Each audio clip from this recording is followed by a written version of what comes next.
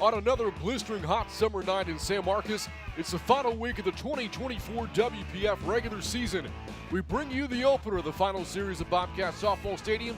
The reigning champion Texas Smoke against the Coastal Bend Tidal Wave, and tonight the champs are playing for their 23rd win in a row. Coming to you on the official WPF YouTube channel, Brent Freeman along with Davin Meredith. And Davin, crazy to think we've gotten to this stage of the season and the Smoke have just one loss all year. Yeah, it's been one heck of a season for the Smoke. The defending champs have come out swinging this year, literally and figuratively. As for the Tidal Wave, they're coming off a 3-1 series loss versus the Monarchs, and they're looking to bounce back here today in the last series of the regular season. In the circle tonight for the Smoke, Jessica Mullins, who called this ballpark home throughout her college career. Looking at how she's pitched in this ballpark as a pro, she's 3-0 with an ERA of 2.38 in San Marcos. 3 starts, 17 2/3 innings, and a good strikeout to walk ratio of 17-6. And now we'll look at the batting order for the Tidal Wave, who last week racked up 32 hits in their series against the Monarchs. Leading off, Malaysia Ochoa, followed by Tate Whitley and Trinity Cannon in the first inning.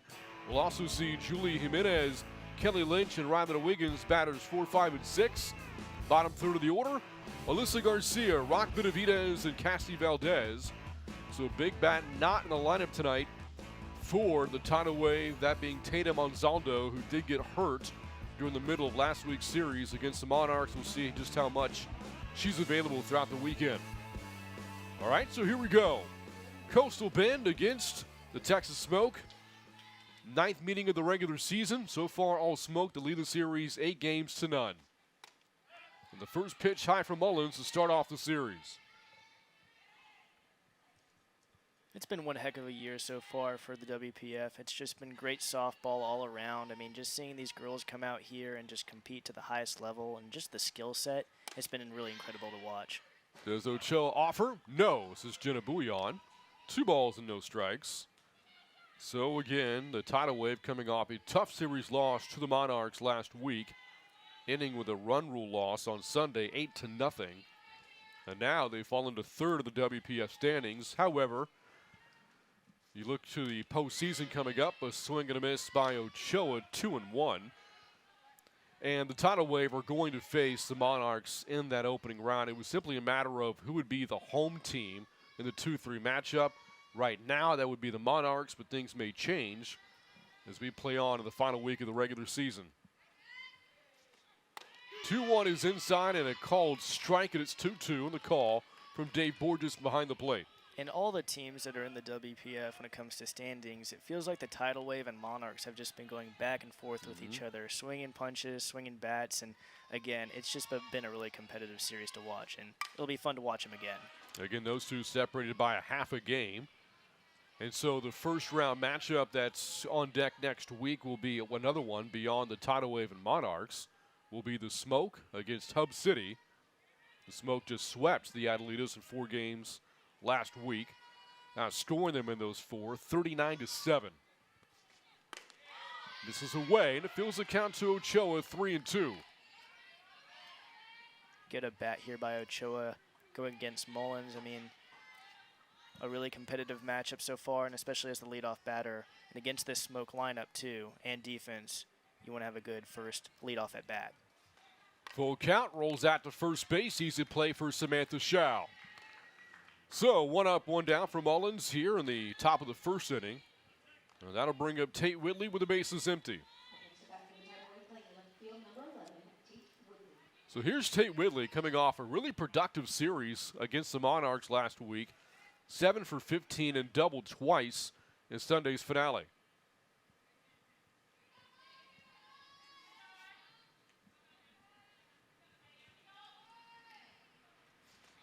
Now, as Davin said, as that's called a strike on the outer half, the Tidal Wave dropped 3 of 4 against the Monarchs. That lone win came on Saturday.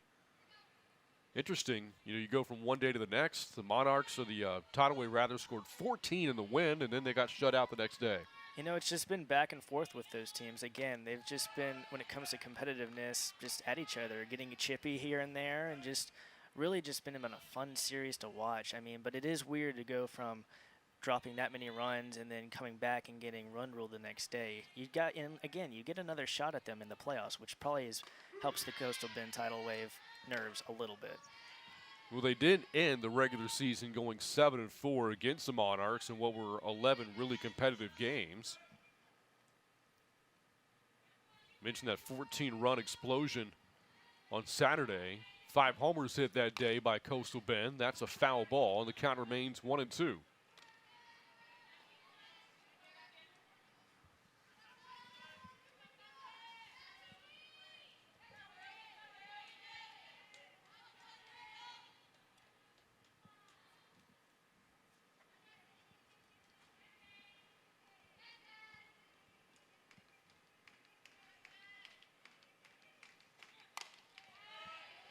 So again, Jessica Mullins in the circle. Last time she faced this Tidal Wave team, win a complete game. Struck out 9 in a series played 3 weeks ago. The former Texas State Bobcat out of Tarkington, Texas. Named as the program's first ever first-team All-American. That's outside 2-2. So many special moments for Jessica Mullins in this ballpark throughout the course of her 4-year career. Oh, and most notably, the most recent one that happened here was when they won the Sun Belt Conference tournament. I mean, that was just a good period point on the career of Jessica Mullins here at Texas State. Has a snag outside the circle for the second out. 2 up, 2 away for Mully here in the first. That's going to bring up Trinity Cannon. And you mentioned, Mullins being part of a team that won a Sun Belt title, went on to play in the College Station Regional. So these two face each other there. Cannon, the ex-Aggie, and Mullins, the ex-Bobcat. That's low for a ball, 1-0. And Cannon, of course, got the last laugh when it came to that matchup game-wise against the Bobcats. So Mullins looking for possibly a little bit of revenge right now. Got 3 former Aggies in this game, in this series. 2 for the Tidal Wave, and Cannon and Ryland Wiggins, and for the Smoke, Jazz Hill. Hitter's count for Cannon. Checks her swing. It's 3 balls and no strikes. There's Lyndon Baptiste over at first base today. Very familiar umpire face for those that follow the Sun Belt.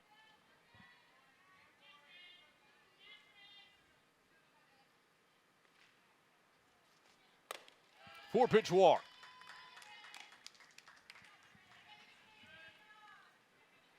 So a 2-out base runner here for the Tidal Wave. That'll bring up Julie Jimenez. And a good walk there for 2 outs there by Cannon just to get on base and give her teammates a chance. Again, you'll take any opportunity you can take against this Smoke lineup defensively. Jimenez coming off a tough series last week against the Monarchs. 0 for 5, struck out 3 times. And after another miss by Mullins, that'll bring out the catcher, Jada Cody, to visit with her pitcher. Well, how about the series Cody had at the plate last week against Hub City up in Lubbock? Homered 4 times. She and Charlotte Eccles both going deep 4 times in that series. Yes, again, we've talked about it all season long, but this lineup the Smoke have when it comes to hitting has just been outstanding. I mean, the fact that they're on 4 home run streaks just throughout that whole weekend has been insane. I mean, it's really fun to watch, and again, just the competitiveness from these girls all season long has been really entertaining. Falls behind here against Jimenez, 2-0.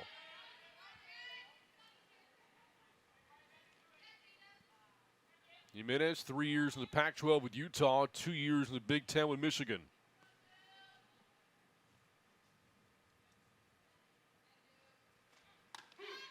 That's a belt tie strike, 2-1. And for Jimenez, last season, 2023, playing in Utah in her junior year, helped lead that Utes program to the World Series.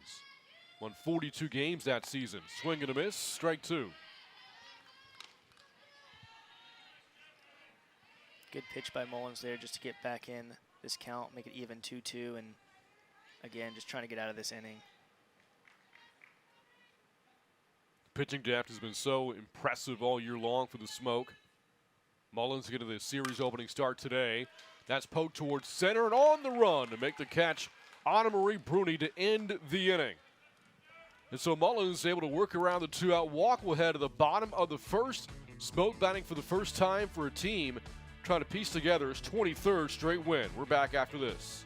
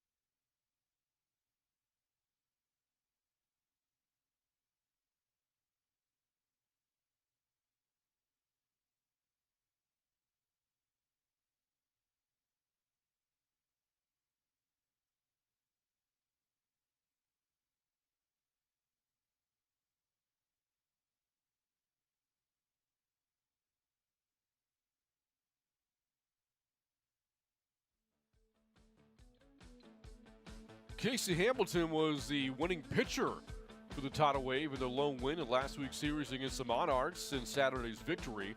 Went 4 1/3 in that win, 14-8 in favor of the Tidal Wave. Gave up 4 earned runs and again got the victory for the former Kansas Jayhawk. Facing the top lineup in the WPF, though, here tonight, Janae Jefferson leads things off, as she's been accustomed to doing all year long. Should be followed by Salvador Espinosa and Savannah Jaquish in the first inning. Batters 4, 5, and 6, Charlotte Eccles, Jada Cody, and Jazz Hill. And then the bottom third, Samantha Shao, Morgan Howe, and Anna Marie Bruni. And Jefferson starts the series off with a base hit down the line, digging in for 2, but she is safe. It looked like the throw was going to be in time, but Jefferson slid under the tag and starts off the game with a double. Way to be aggressive by Jefferson here. Again, just to turn and look at 2 just on this throw. It looks like she's dead to rights, but she's just able to slide by and just, again, what a play. And what a slide there by Jefferson. A leadoff double, and that'll bring up Salvador Espinosa. Runner in second, nobody out. Bunt down, and it stays on the ground.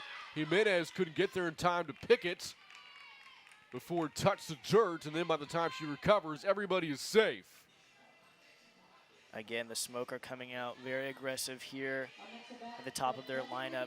They want to get things going. Already a runner in scoring position. I mean, impressive batting so far.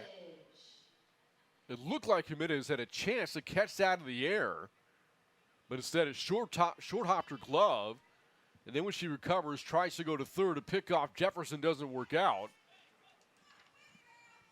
So runners first and third, nobody out in the heart of the order coming up. Again, Coach Blake Miller for the Tidal Wave just coming out here, calming everyone down, because that was a quick start for the Smoke with a team, again, just like them, that can jump on you at any point in the game. So now Savannah Jaquish, who homered twice in one game last week against Hub City. Digs in here, runners first and third, and nobody out. That's tied for ball 1. Again, the Smoke come barreling into the series on a 22-game winning streak. The last and only loss of the year, June 23rd at opening weekend. And here we are now, the final weekend of the regular season. 1 ball, 1 strike. Put this into perspective. The current winning streak of 22 games matches the Smoke's win total from all of last year, when they won a league-high 22 games in 2023.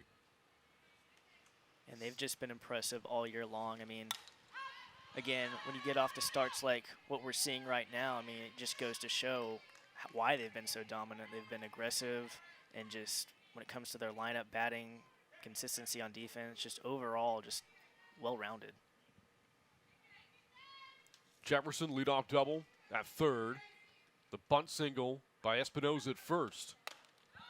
Espinoza takes off, and now Jefferson between third and home, and everybody winds up going back to their bases after all that.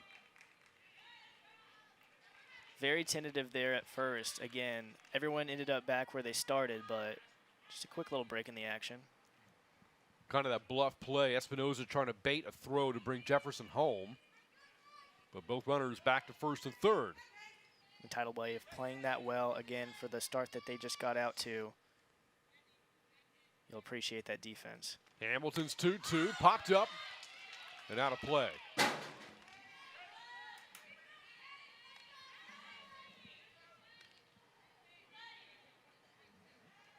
Souvenir for a fan if you can find it. Got caught between seat 5 over there.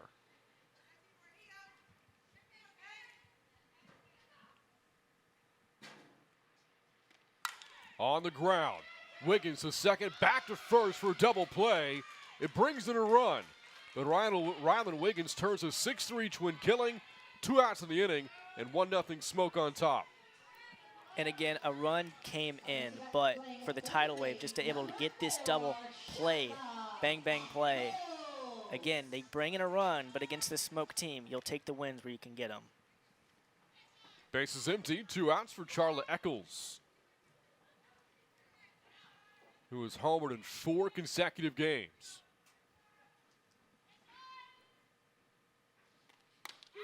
Strike 1, pumped in by Hamilton. And Hamilton probably just, again, being really aggressive here with her first pitch to get the first strike against Eccles, who's probably one of the hottest bats in the league.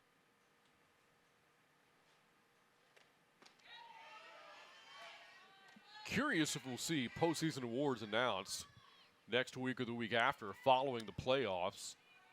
And if there is a WPF Player of the Year, Eccles has definitely got to be in the running for that.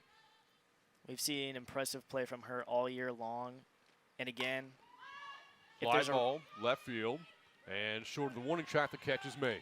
And if there's a Rookie of the Year, Sarah Vandeford possibly has my vote as well. She's been stellar all year long. Well, there you go. And with that, we go to the top of the second. Smoke scoring on a double play, leading the Tidal Wave early, 1-0 here at Bobcat Softball Stadium. We're back after this.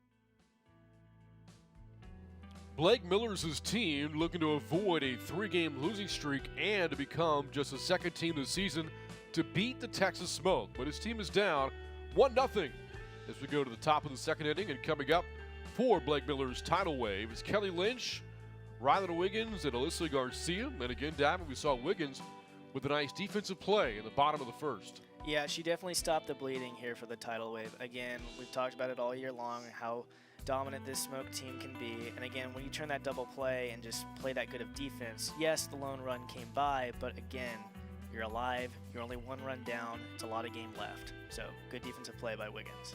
Well, here's Lynch leading off against Jessica Mullins in the seconds. Couldn't help but notice, by the way, standing over the shoulder of Blake Miller, Texas State's head softball coach Ricky Woodard in attendance here tonight. She's probably out here cheering on Jessica Mullins right there in the circle. She's come by a few times this season to catch some old Bobcats play. And that is a liner that stays fair. Over the glove of Eccles at third base. And Lynch with the leadoff base hit. Good way to start the second if you're Coastal Bend. Again, just great hit by Lynch here just to get on base as the lead runner going oppo there. Again, giving this Tidal Wave team a chance after the double play in the top of the first. So Lynch a base hit. Last week, Kelly Lynch 2 for 13 in the series against the Monarchs. So a good start for her here as Ryder Wiggins comes up. Well, you talk about a bat that's gotten a lot of power as of late. Wiggins homered 3 times. 3 of her 4 hits against the Monarchs cleared the fence last week. And she's been a bright spot for this Tidal Wave team, especially this past series against the Monarchs. Again, they wanted a little bit of better luck in that series, but again, Wiggins was there and she was showing out. And the Tidal Wave are hoping she can come out today and give the Smoke their first blemish, or second blemish, excuse me, on their resume. They get all of her hits, extra bases, 3 homers and a double. Down the middle, right down the chute there from Mullins. 1 ball and 2 strikes.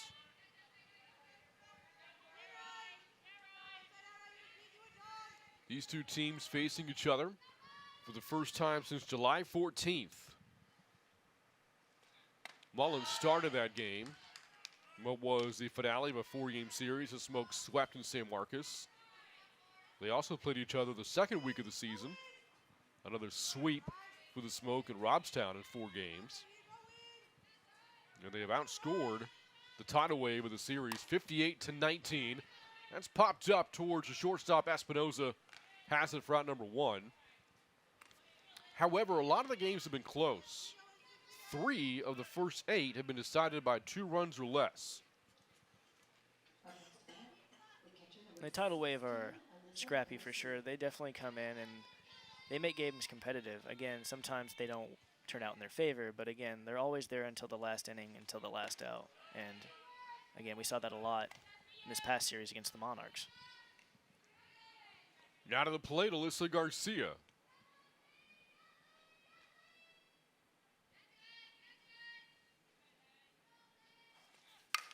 On the ground is short. Espinoza flips to Jefferson.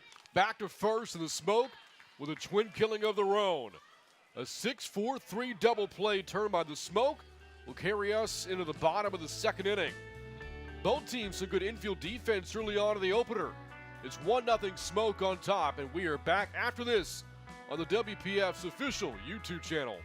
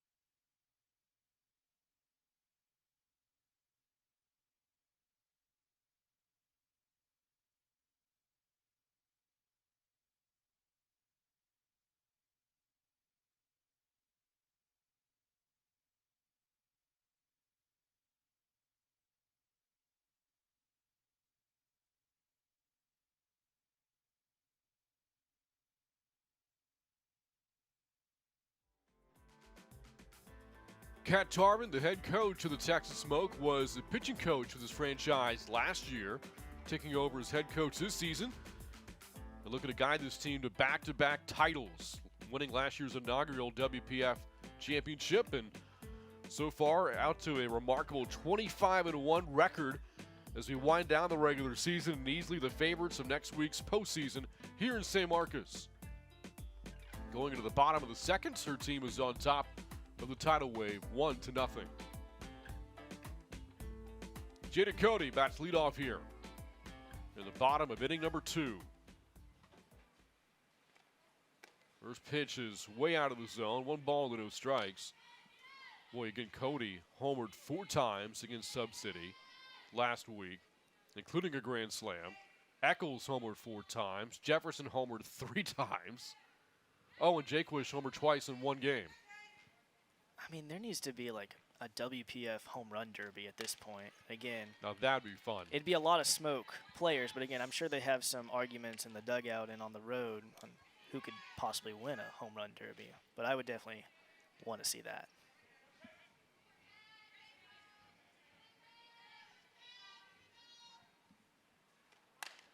This is popped up at the right side of the infield, and from second, catch is made by Benavidez with the shades on. Could he retire for the first out of the inning? And we saw Benavidez last week with those shades over at second base. And again, when that sun comes in, they definitely come in, help out a lot when it comes to fielding. Now it's Jazz Hill with the bases empty and 1 out.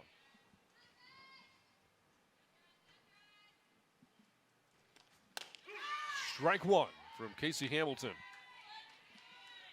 Speaking of grand slams, Hill hit the first granny of the year in the WPF, came opening weekend against the Monarchs. That ball well hit, right center field, deep and gone. Right on cue, talking about Jazz Hill homers. The first homer of this series, and it is 2-0 Texas Smoke. What a hit by Hill again. Just one of the many Smoke players this season who's had a great season, and when it comes to hitting home runs, she definitely has her moments here. I mean, look at this shot, just almost dead center all the way back at the wall. Again, Hamilton knew it from the get-go, and you can see her reaction there, but just a great shot by Hill. When these two last played a series, the Smoke homered 12 times in 4 games. That's their first of this series. And now 2-0. Bases empty, 1 out for Samantha Schau. That takes a ball low from Hamilton.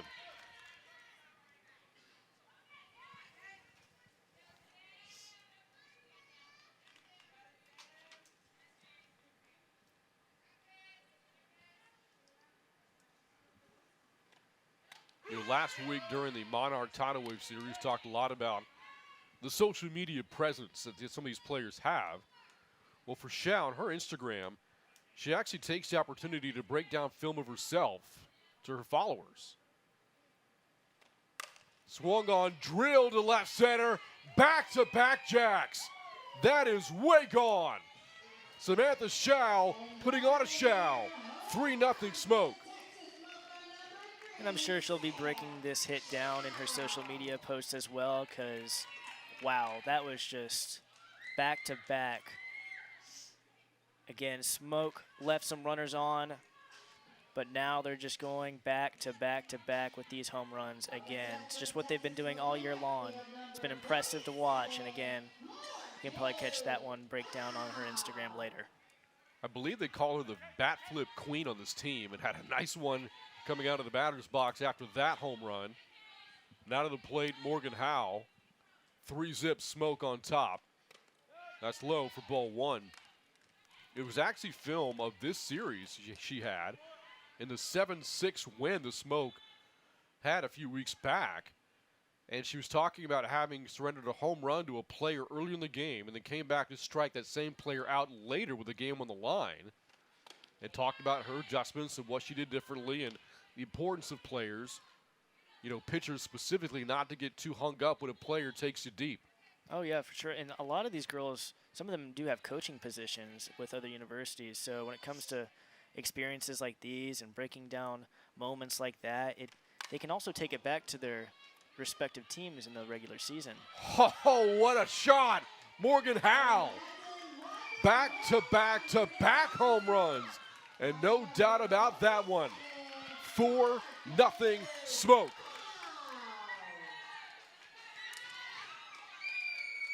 I mean, what was I saying earlier? A home run derby definitely needs to happen after this inning. I mean, back-to-back-to-back. I got news for you, Davin. This is a home run derby. This is my home run derby. Wow. Just impressive all around. For Bruni, the pressure is on. Well, a towering shot there from Morgan Howe. Hamilton now visiting with her pitching coach, Joe Marabito.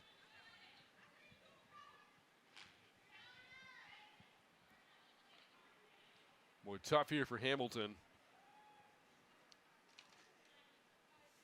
Got her win last week at the ballpark. But facing a different lineup here today. One that can do this to a lot of pitchers in the WPF. Again, she got it out of that inning, leaving runners on, trusting her defense with that double play. But the Smoke have just come back in full force. Again, we talk about them and how they can drop it on you, and no matter how many outs, 2 outs, bottom of the 6th, bottom of the 7th, and heck, they can do it here in the bottom of the 2nd. So just an impressive year so far, and they're showing it today. Yeah, but this is a team that once beat the Monarchs a couple of weeks ago, 20-1. They have a habit of doing this. And there's no secret as to why the record is what it is, 25-1. However, over the course of the regular season, absolutely the Smoke have proven to be the best team by a wide margin, but you are narrowing the sample size next week. If you're the Adelitas in the opening series, you just have to win twice. You don't have to beat them 20-plus times, just beat them twice. Easier said than done, certainly. They've only lost once all year. And then the championship series, either Coastal Bend or the Monarchs, again, you just have to beat them twice. There is a chance, but again, just watching here today in this lineup, it's gonna be tough for sure for a lot of these teams. And again, just the bounce back that the Smoke have had when it comes to, I mean, they did lose earlier on the first series of the year, and ever since then they just have not looked back. And it's just been impressive to watch thus far. That's a walk for Bruni. 4th straight batter to reach. That'll break the home run streak, though. Ends at 3 in a row, but back at the top of the order to Janae Jefferson. And if Hamilton's not careful, this game can get away in a hurry. Especially with the top of this lineup coming up. Jefferson again, already having success so far against you.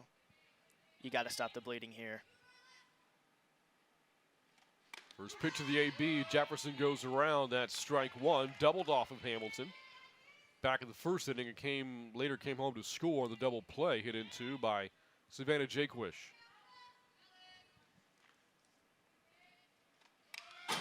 Last foul, 0-2 to the former Texas Longhorn, Janae Jefferson.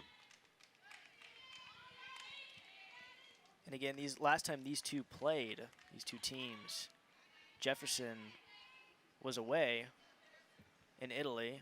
And again, this is our first time seeing this lineup in about a month or so.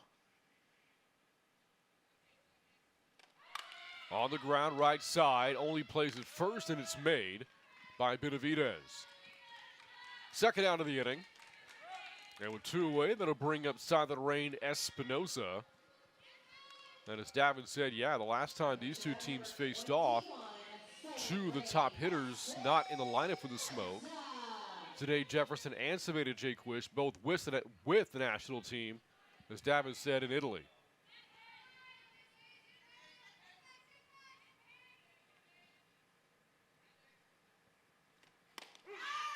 In there for strike 0-1 to Espinosa, who had a bunt single earlier in the game. And again, to have the record that you have currently, and you didn't have some of your best hitters in the lineup, again, it just goes to show.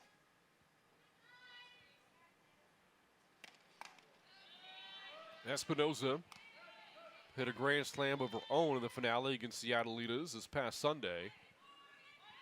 What was a very offensive series, 39 runs scored by the Smoke in those 4 games.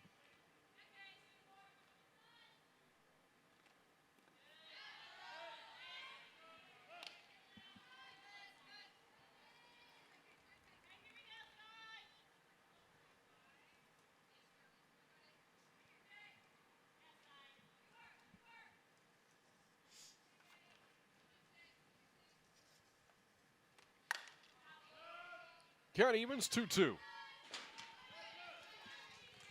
Hamilton here, 1 out away from just getting out of this inning that she definitely wants to put in her rearview mirror. I mean, again, there's some game left, and if you're the Tidal Wave, you just have to be happy that there were no runners on those bases when it comes to those home runs.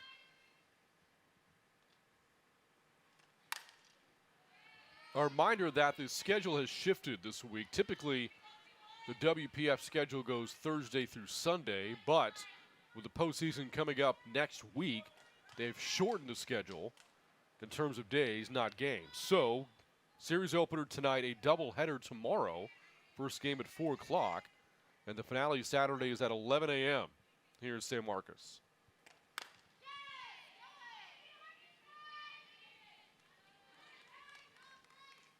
It'll be a fun week. A lot of softball before school starts. I'm looking forward to it.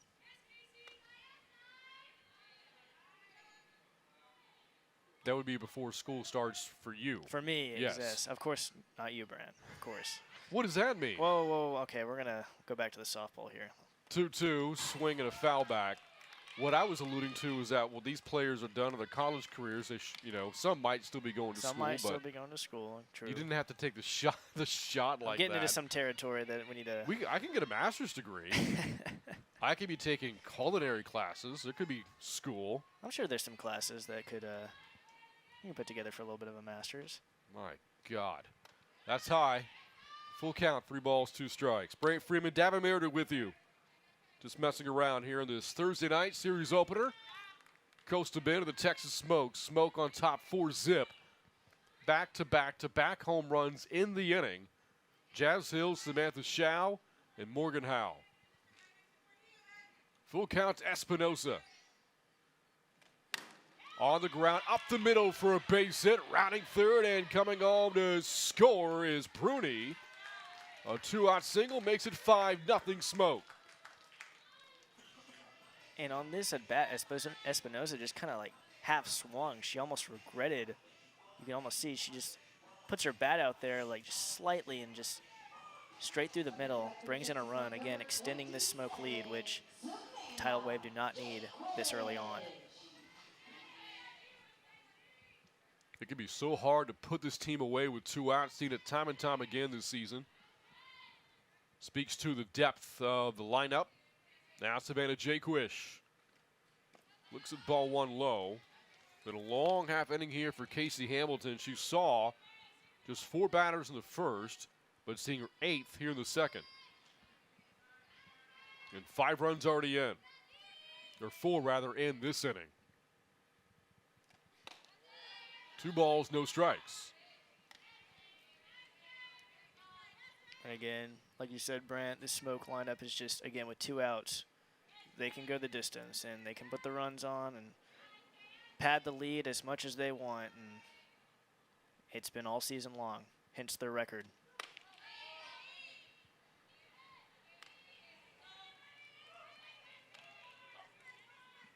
You have to think, the game being 5-zip, you got a big bat in Jaquish. Eccles on deck. She might get the green light here. And let's see. She does. Fly ball to center, but the park is going to hold this one as Ochoa makes a catch. But again, how about the Smoke? Back-to-back-to-back home runs. First up, Jazz Hill. Deep to right center. Next up, Samantha Shao. A bat flip coming afterwards to left center. And then the sequence ending with Morgan Howe going deep and taking a yard. We take this game to the third, 5-0 Smoke on top.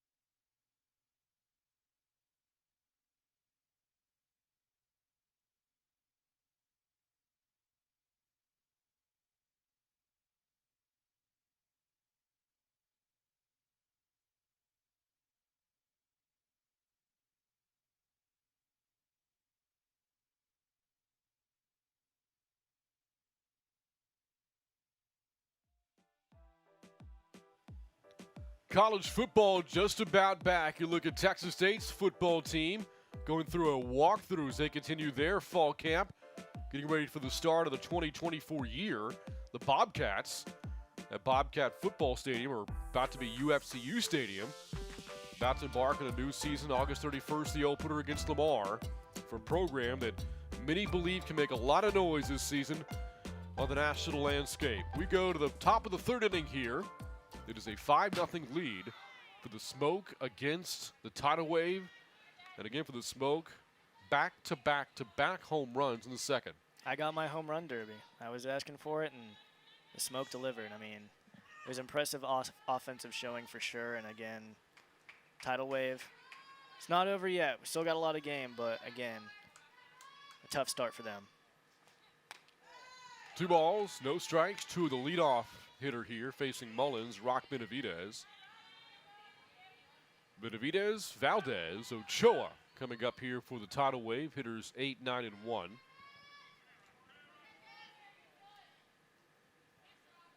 (2-0) fouled away. Benavidez from Corpus Christi, so playing near her hometown.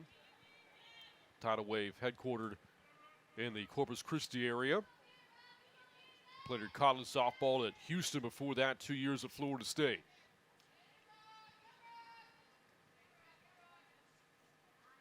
She and Smoke stand out. Elizabeth Mason reuniting this weekend. Both played for the Seminoles in that 2018 National Championship year.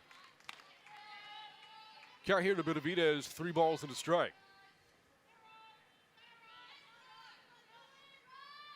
And Benavidez, again, making that leap over to Houston her last year and started all 55 games at shortstop.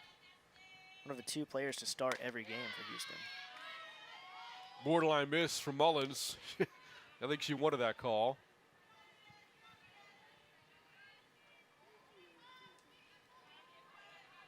Very expressive pitcher in the circle.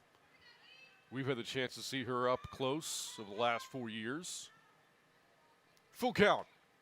There's a strikeout on a swing and a miss. Well, that changeup took forever to reach the glove of Jada Cody.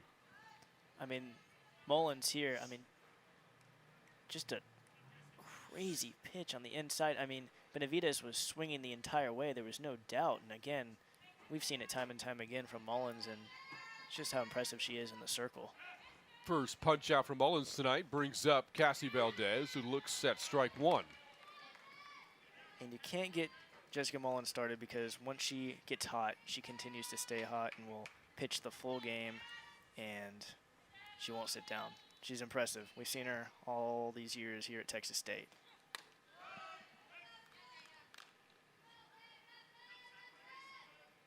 Mullins, her final year as a Bobcat, 222 strikeouts, 12th lowest ERA in the nation, 1.45. In there for strike 1 and 2. Facing off against Cassie Valdez, who won an NAIA National Championship just a few weeks ago.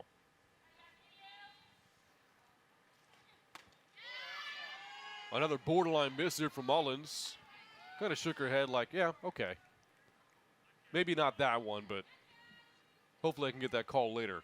Oh, yeah, no. She is definitely having the most fun out of anyone out there. And, again, she just loves what she's doing. Here's a slow roller to short. Espinosa with the play. And 2 outs here in the third inning. Boy, how versatile has Silent Rain Espinosa been in the infield for the Smokes? They've had her play every infield position but catcher and plays all of them so well. No, she's definitely been a great utility all year long for the Smoke, and just plugging her in certain spots. I believe she took over at second base when Janae Jefferson took her hiatus, and she's just been impressive all year, and we've seen some great fielding as well as all the home runs so far this season from the Smoke. Back to the top of the order to Malaysia Ochoa.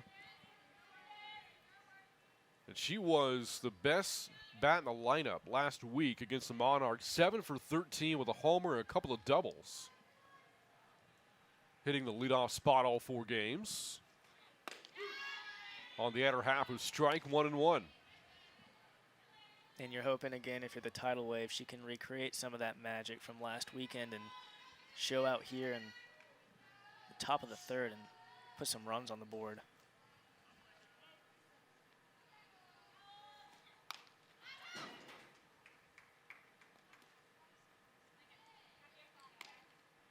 The other series happening this weekend up in Lubbock. Final weekend series between Hub City and the Monarchs. For both teams, all about warming up for the postseason. Again, the Monarchs are locked into that first-round matchup against Coastal Bend. And Hub City, likewise, locked into the matchup against the Smoke. So there's no climbing the ladder, so to speak, although Coastal Bend and the Monarchs still want to claim second place. That's on the line for the Monarchs up in Lubbock. But beyond that, all about getting ready for next week. 2-2. And punch foul again by Ochoa. No, definitely just reps. A lot of this softball is for these players this weekend. I mean, the Smoke, again, just retooling and re-gearing, getting ready for another championship run, a two-peat, if you will.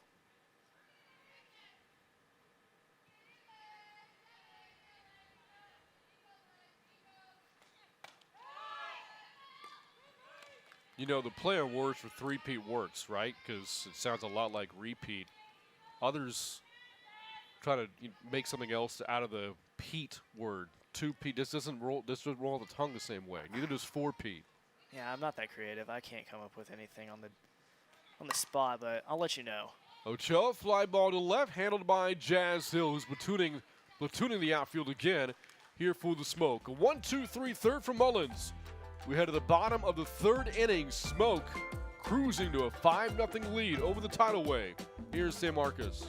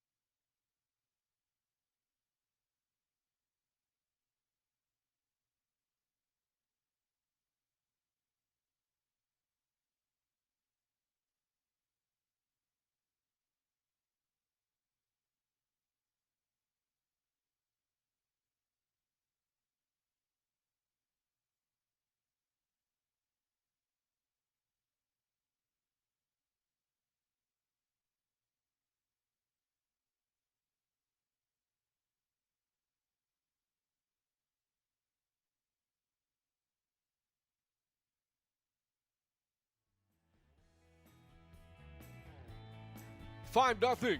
Smoke on top of Coastal Bend as we take you to the bottom of the third inning. Casey Hamilton getting ready for her third inning of work. Been a tough couple of innings so far for Hamilton. Has surrendered the 5 runs off 6 hits to include the 3 straight homers in the seconds. But again, Davin, it feels like no matter who you put in that circle against this lineup, your work is certainly cut out for you.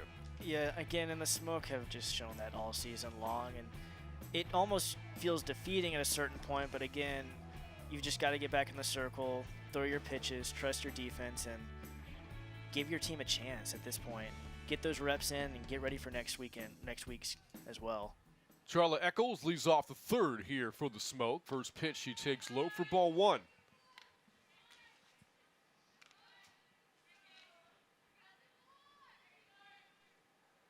Talked about postseason awards in the WPF. Well, Eccles last year was named to the All-WPF team in her first season with the Smoke. That's away, and the count 2-0. And she's put on an impressive sophomore campaign, so I would not be shocked if she made some more first teams this year, as well as possibly making a run of that MVP award.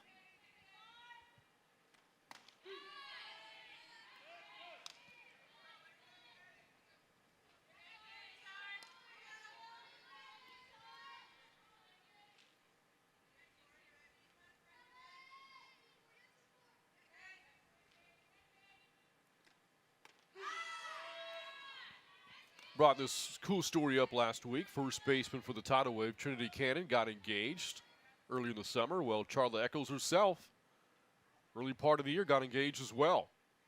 So congratulations to both young women. It's a year for rings, and when it comes to rings, I'm sure the Smoke wouldn't mind getting their second. Eccles can put another one on her finger and continue the streak so far this year. Full count, fouled away.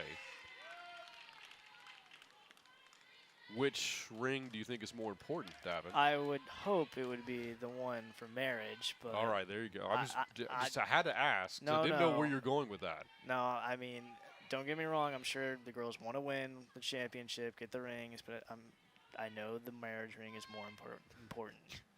You say that reluctantly. I did not. You make me sound like I'm saying it reluctantly. Now I'm the bad guy. That's for that school comment earlier. I know. I can. That's fair. Touche. Eccles, Cody, and Jazz Hill back with the Smoke here in the third. Put up a run in the first, 4 in the seconds.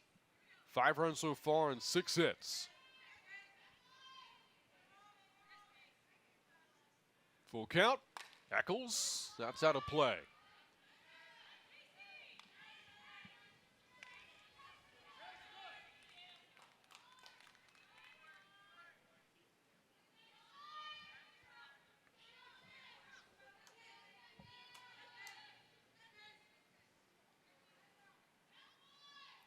Three-two from Hamilton. And Eccles draws a leadoff walk. Second walk of the night given up by Casey Hamilton. And you wonder just how much longer she'll stay in the game. You see Kelly Lynch getting loose in the bullpen right now. Leadoff batter has reached for the second time. Smoke coming off their 4-run inning and looking for more here. Leading 5-zip as Jada Cody comes up.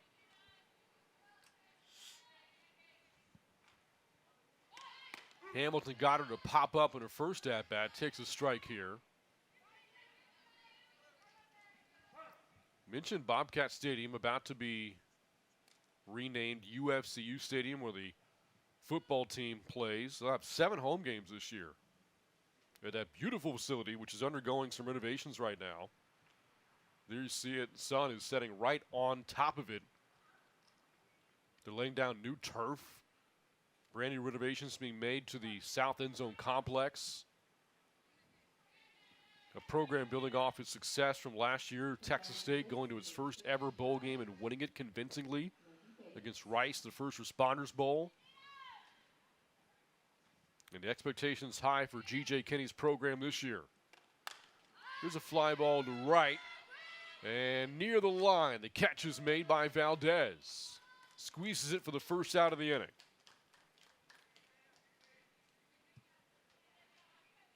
Back to your point, Bran, going back to football, it's been exciting here in San Marcos when it comes to the conversation of football for a long time. It's been a sore subject, but again, Kenny in his second year at the helm has brought a lot of life into this program, and it's been really fun to watch as a student and from the media side. Down to the plate, Jazz Hill. Runner on, 1 out. That's high and tight. Ball 1. For you video gamers out there, College Football 25 with his first set of updates earlier today. One of those updates included the addition, rightfully so, of the second deck at Bobcat Stadium. Wasn't in there when the game was first released. Oh, I know. I was thoroughly disappointed when I first loaded into the game, but not only did we get the second deck, but we got a new assortment of uniforms as well. So customize and match as you please. I haven't seen the Southwest Texas uniforms in there yet, but I'm sure that'll come eventually. 2-0 to Cody. Hitters count and lays off and takes strike 1. If it makes you feel any better, when the last NCAA football game came out all the way back in 2014, they had Texas State in the game, but they were still relatively new to the FBS. So still kind of a relatively unknown on the college football map. This is blasted to left on a rope and right to Whitley. for out number 2. Well, when the announcers welcomed you to Bobcat Stadium, they were quoted as saying, "Nobody comes to San Mateo and pushes the Bobcats around." You know what? I think they got that right this year, so that was good. There's no San Mateo. There was no San Mateo. San Mateo's in California, by the way. Could not tell you, but you know what? It's been about, 10 years since the last game. They got San Marcos right in the game. It was good to hear. It's cool to hear the band in the background. So they redeemed themselves this year. It was good to see. It was good to play.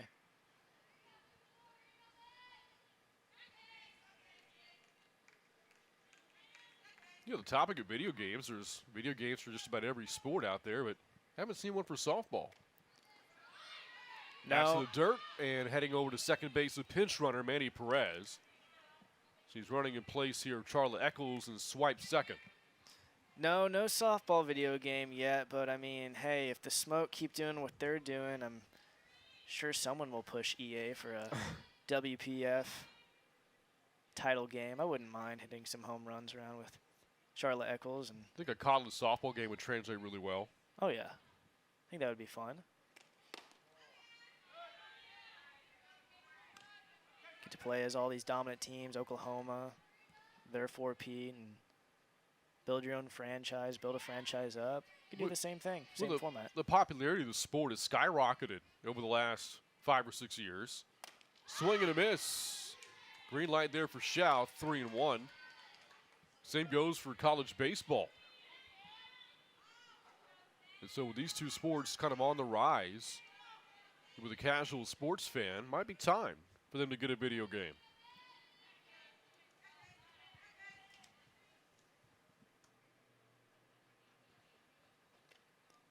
And that's a walk for Shao. Second walk of the inning given up by Hamilton. 2 on, 2 out now for Morgan Howe. And again, the Smoke here. Another 2 outs, but again, we've seen all season long what they've been able to do with 2 outs. The 2-out rallies have been prominent and consistent when it comes to the Smoke team. Well, that again, pitching coach Joe Marabito out there. Typically, it's Blake Miller who comes out to make the changes. So Marabito with some words of encouragement to Casey Hamilton after the 2 walks. Bringing up Morgan Howe here, who homered off of Hamilton back in the second.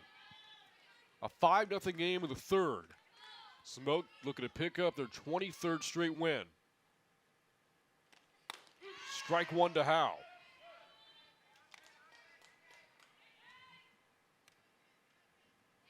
And again, for Hamilton, it's been a tough day in the circle, but you just want to keep saying if I can get to a certain part in the lineup. But when you look up and down on this Smoke lineup, it's just hard to find a weak point.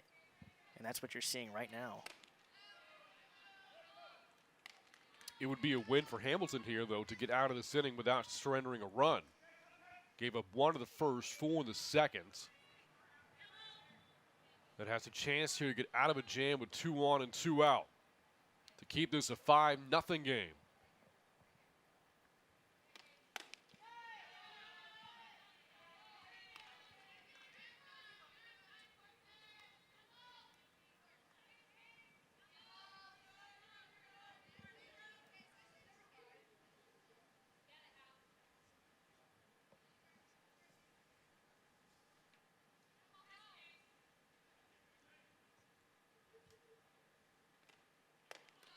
Three and 1 now to Howe.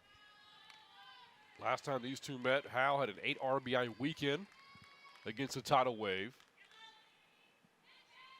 The 26-year-old from Poway, California. And the reigning WPF Offensive Player of the Year. Draws a walk to load the bases. So the bases loaded in the inning without a hit. Walks to Eccles, Shao, and Howe.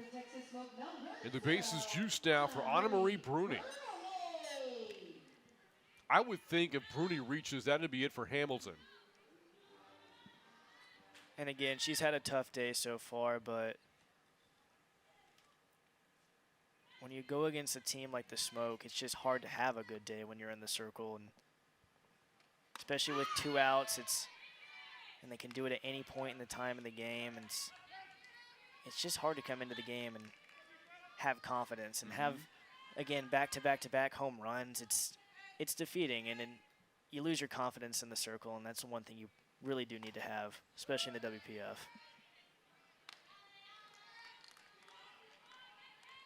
Mentioned Hamilton in danger of maybe being pulled if Bruni reaches. One, if she does, it means there's more run scoring, at least one more. And second, you're seeing the lineup a third time through after Bruni. 1-1 pitch, smacked up the middle for a base hit. That's going to drive in a single run. Throw back to second, not in time, says Lyndon Baptiste. And so the Smoke goes station to station. Scoring is Perez, and it is 6-0. This was just a good hit here by Bruni just to get up the middle. And again, Wiggins almost got her at second for the last out, but again, not close enough. Smoke stay alive and continue batting with 2 outs. And as we expected, the changes coming here for Blake Miller. That'll be it for Casey Hamilton. Saw Lynch getting loose, and she's not going to be the one coming in. That's Haley Archer. So Archer's in from Columbus, New Jersey. Played her college softball at Cal for 4 seasons. Her final year as a Golden Bear was this 2024 year. 3.01 ERA and more than 120 innings, set a career high in strikeouts this year. She did appear in the Monarch Series last week when 3 2/3 gave up 5 earned runs and did not record a strikeout, but did walk 4 batters. For a player that, again, has a really impressive college resume. 4 years at Cal, won 35 games, close to 300 strikeouts. And she was 3rd in the Pac-12 this year in shutouts in a really good softball conference. And again, she comes into a tough situation here, but the resume she has, she's been able to do it before, but again, bases loaded in a very tough situation here in the bottom of the 3rd. Try to keep the game from getting further out of hand here. 6-0 Smoke, and as Damon said, bases loaded in the top of the order coming up. Walks in the inning for Charlotte Eccles, Samantha Shao, and Morgan Howe. And then Bruni with 2 outs, driving home the pinch runner Perez to make it 6-0. You see the bases loaded. Shao now at 3rd, Howe at 2nd, and Bruni, good speed at 1st. And again, the Smoke are able to do it no matter what, whether it's home runs, situational hitting, or just good eye. I mean, the walks necessary to get the bases loaded, again, just goes to show just why this team is in the position that they are, holding on to that 1st seed coming into the playoffs. Jefferson today, 1 for 2 with a double and a run scored. First pitch from Archer is high, ball 1.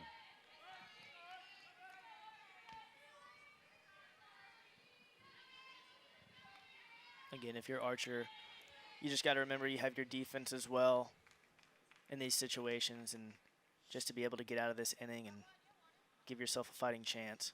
Our home plate umpire, Dave Borges, down on a knee right now.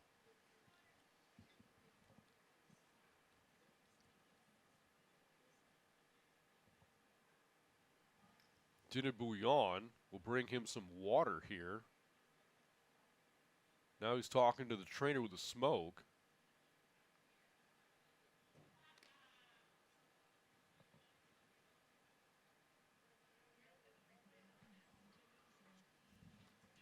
This is not a case of a ball hitting him. The pitch was high. It was gloved by the catcher Garcia. Don't know if this is heat exhaustion or not. You see that soaking wet towel going to maybe drape over the back of his neck to try to cool him off. Again, folks, it's been so hot here in Texas. Even though the sun is setting right now, temperatures at 94 degrees. The first pitch just shy of 100. spending a lot of time with the sunshine behind the plate, and it can get the best of you. Yeah, and it's turf out there, and it feels like it's 101. It's just incredibly hot here in Texas during the month of August, and I attended the football practice earlier this week, and it was on grass just a field away, and at 10 a.m. in the morning, and it was just blazing hot. You know, these players in the WPF, we mentioned college football season right around the corner, and fall training camps in both college football and the NFL, and you really think about the well-being of the athletes and student athletes being exposed to this kind of heat, especially here in Texas. And the officials, no different. Indeed, you got to make sure everyone's hydrated, obviously, and kept well. And again, an evening like this where sun is down, it's just intense heat during this time of the year. You hope he can continue.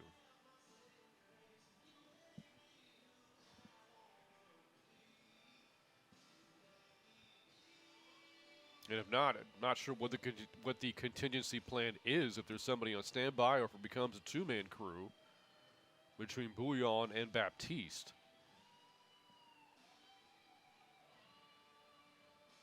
So you never want to speculate on these types of things, but it does appear to be heat-related here. Just trying to get rehydrated, get some of his fluids back.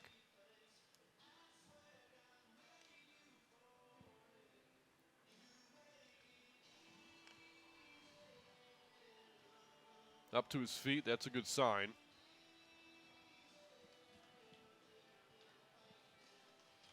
And now being escorted into the Tidal Wave's dugout.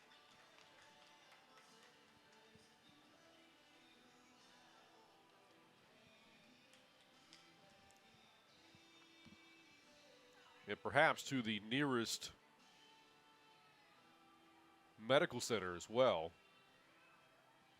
Did not stay in that dugout. And now you see Jenna Bouillon talking to the two teams about what the plan is now.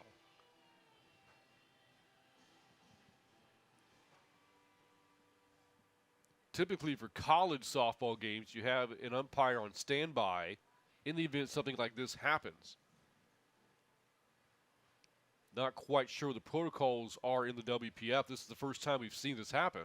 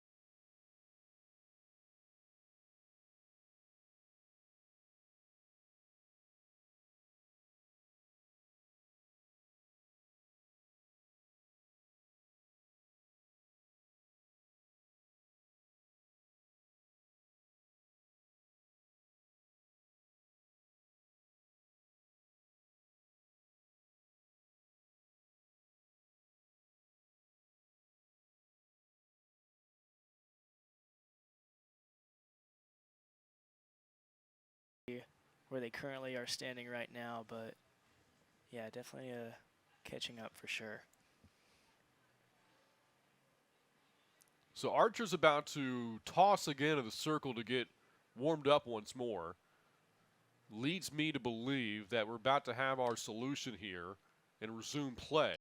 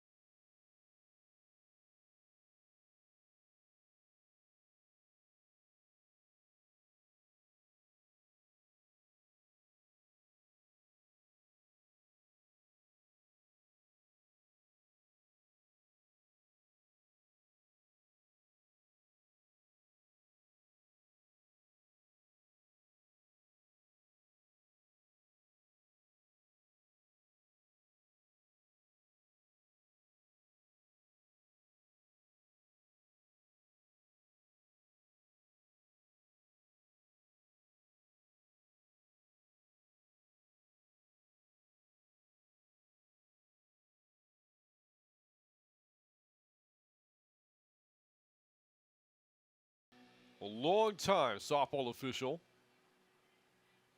officiating in the Sun Belt and the SEC. His territory tends to be the South. Talking to Jenna Bouillon about the plan.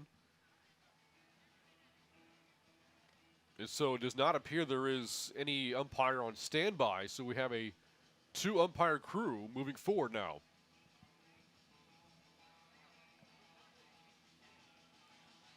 Now I'm curious, and where is Jenna Bouillon positioned, especially in this situation with the bases loaded? And they're discussing that right now. Again, it's going to be interesting to see where she's placed. And it looks like she's going to take her place between second and third. almost drifting into the outfield. Perhaps has to get a better look at first base if there's a play made there. And now play resumes. Jefferson takes strike one. And with her placement over towards where almost the outfield, I mean, you have to wonder what that's going to come into play with, like, calls at first. But again, just a tough situation.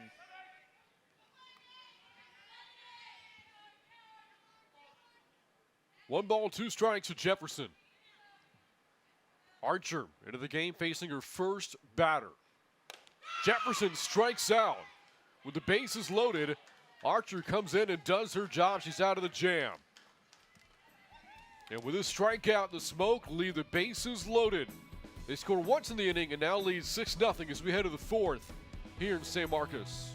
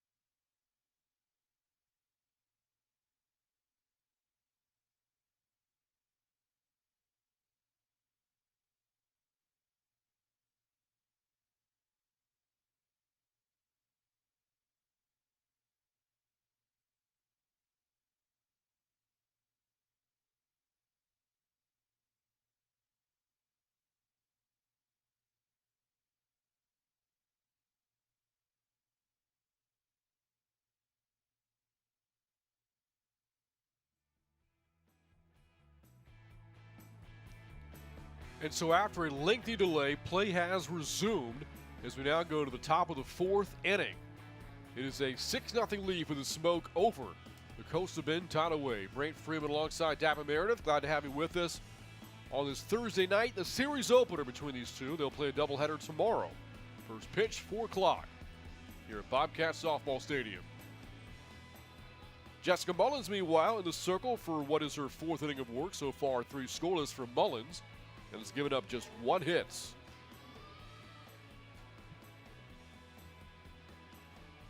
And again, Mullins, during that break, walking over and talking to her former coach, Coach Ricky Woodard, possibly getting some tips on the situation and just also probably catching up.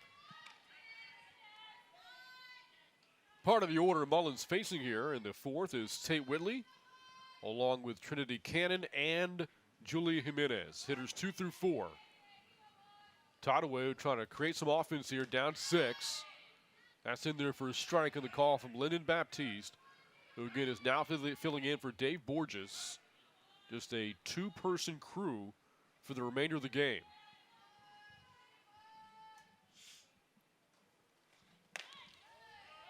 Two balls, 1 strike to Whitley.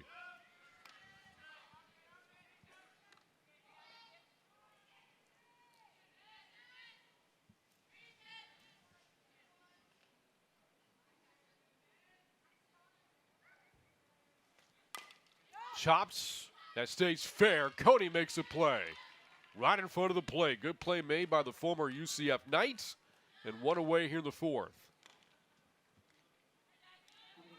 And just a great way for the Smoke to get back in the game and get the first out of the inning and truck along and continue this lead they have and protect it.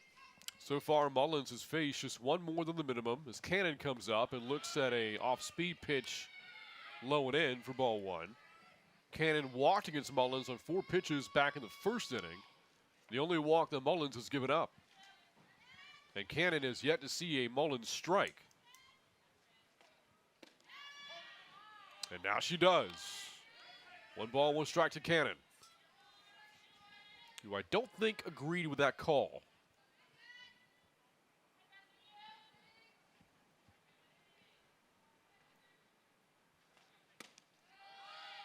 2 balls, 1 strike.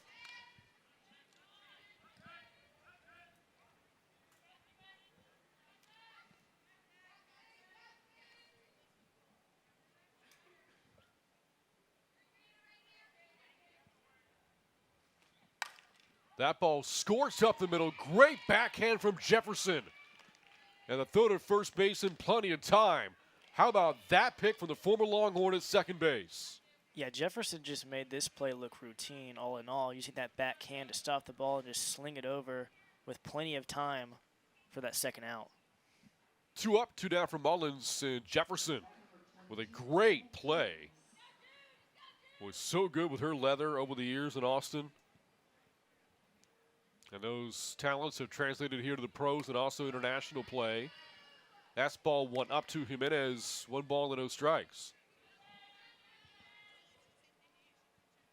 And when you're Jessica Mullins in the circle, just having that type of play just all around you when it comes to this Smokes defense, I mean, it just gives you more confidence and better selection of your pitching. Fly ball to center, and that is gone for Julie Jimenez.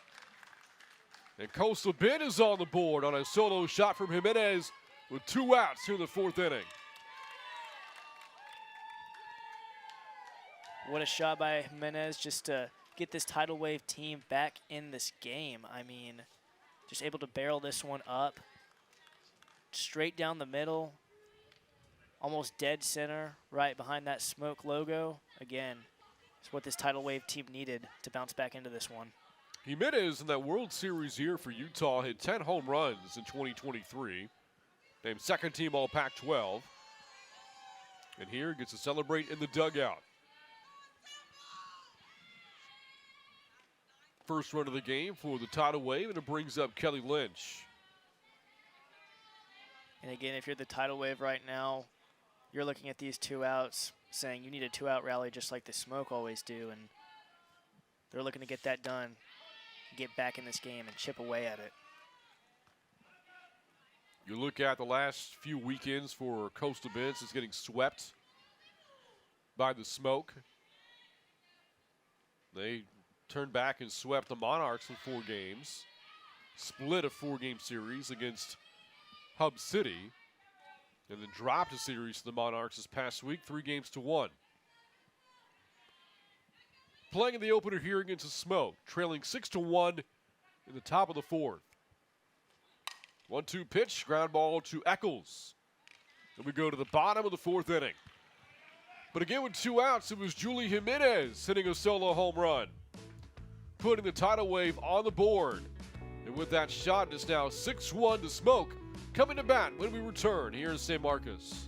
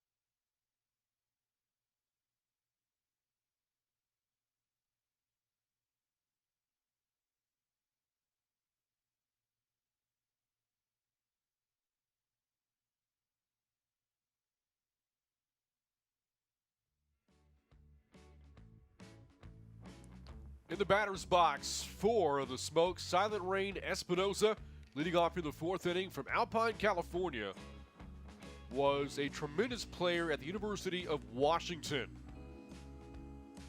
In her 5 years as a Husky, helped guide that team to the World Series in 2023.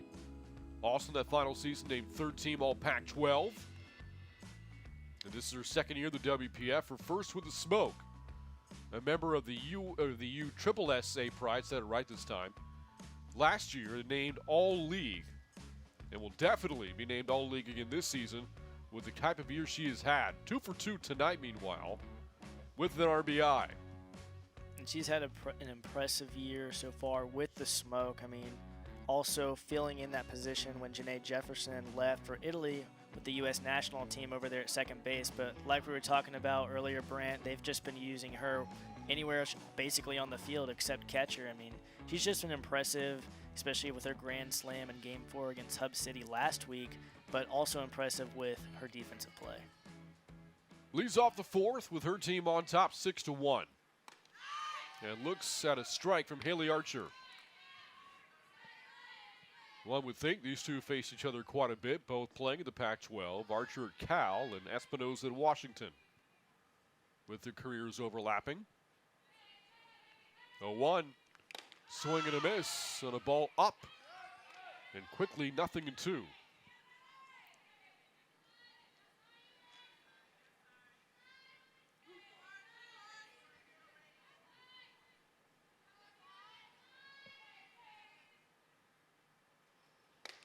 Archer with a chance here to strike out back-to-back batters at the top of the order. Struck out Jefferson with the bases loaded to end the third inning, and head against Espinoza 1-2 here.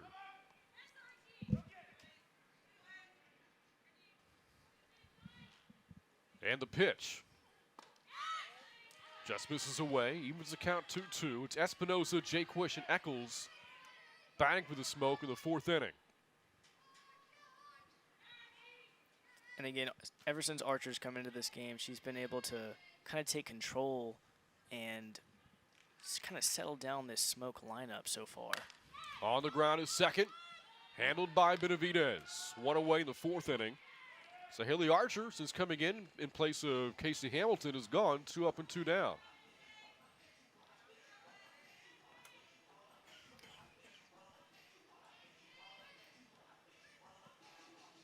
Base is empty, 1 away for Savannah Jaquish. Looking to reach for the first time. She's 0 for 2. Is also hit into a double play. Batting here with the bases empty. Jaquish takes strike 1 from Archer. And again, Archer's just had this confidence coming into this game, being able to take over in relief and been able to just calm this Smoke lineup down, which is very hard to do considering how hot their bats have been as of late. Jaquish from Highland, California, but now calls Fort Collins, Colorado home. And earlier this year was honored by the Sportswomen of Colorado for all of her softball accomplishments as a college player and now as a pro. In a state she now calls home.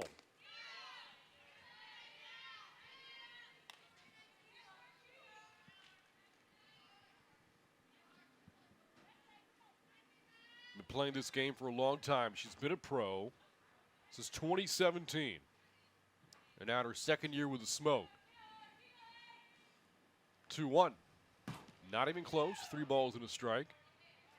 And again, she, along with Jefferson, with the U.S. national team in Italy when these two teams last met. Yeah, and just to think that the Smoke had these two players out of rotation for about a few weeks, and they were able to continue their streak and then gain them back. I mean, just a big boost, and just goes to show how deep this lineup is.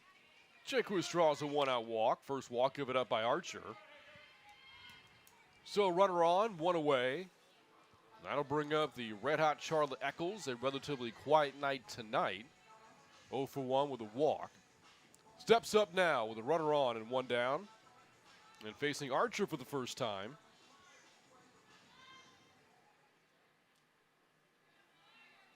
Last time she faced off against the Tidal Wave at a three-run homer in that series, also walked 4 times.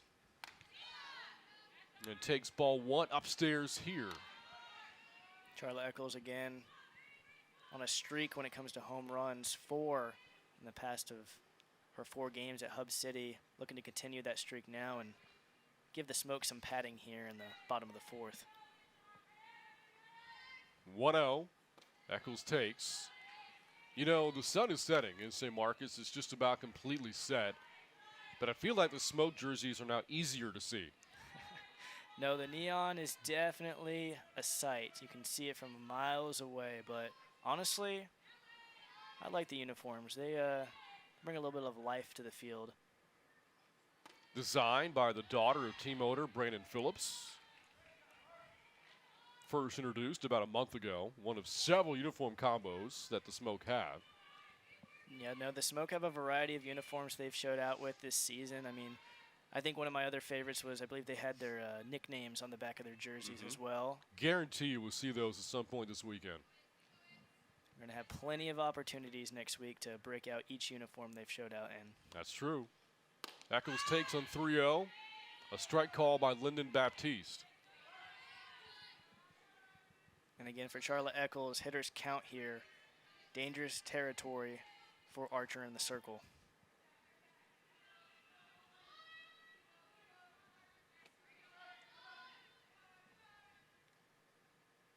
Archer walks Eccles on a pitch and misses away. Second walk for Eccles. Back-to-back walks now. And that'll bring up Jada Cody.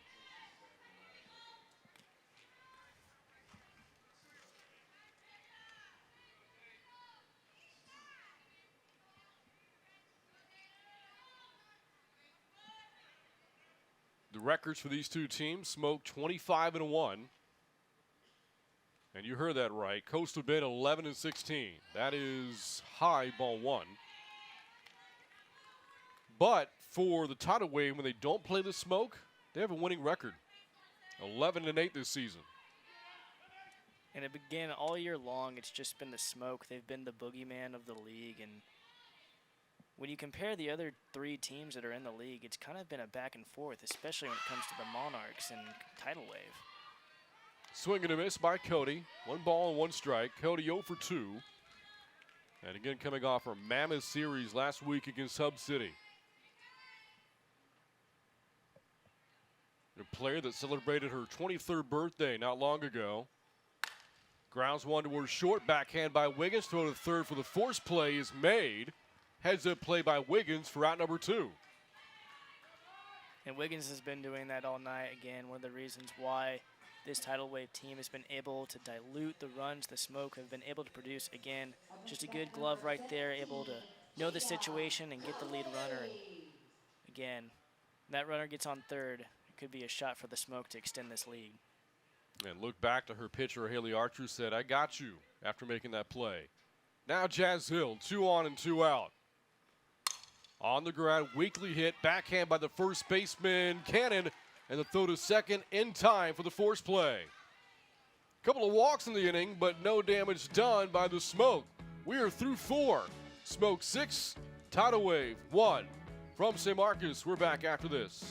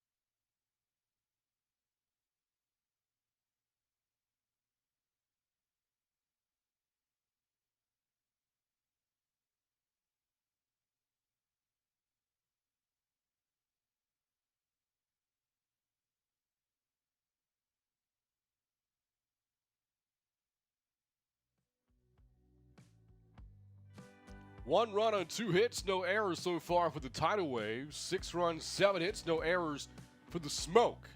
Leading 6-1 as we go to the top of the 5th inning.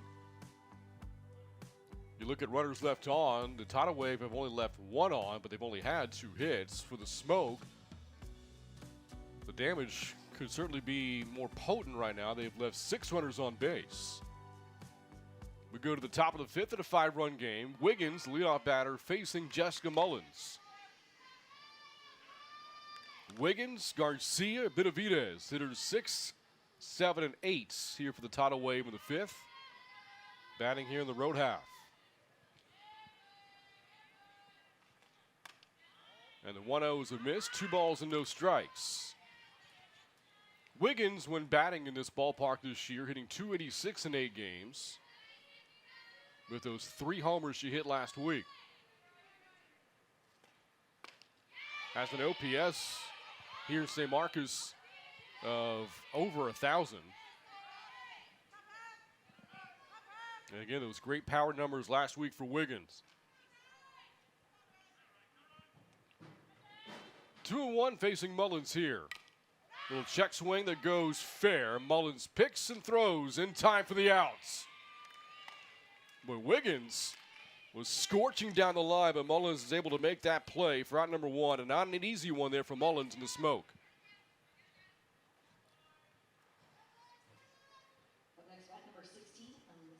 And does a good job fielding her position. Wiggins out by a hair. Bases empty and 1 out now for Alyssa Garcia. And Garcia takes ball 1 up.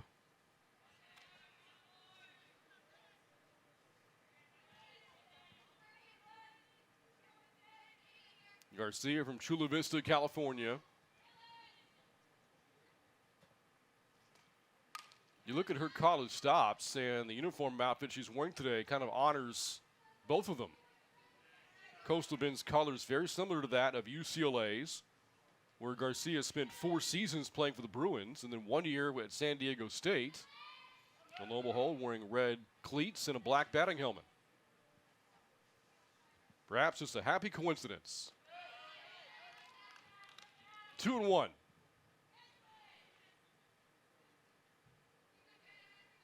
Was a .312 hitter for the Aztecs this year, Alyssa Garcia.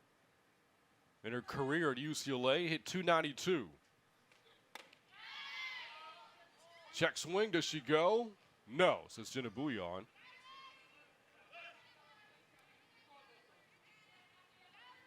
Garcia also one of the top defensive catchers in the Pac-12 after 3 years in LA.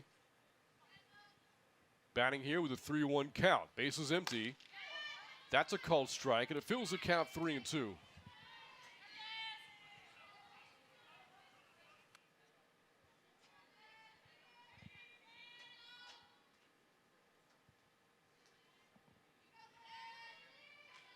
And the pitch, that's elevated.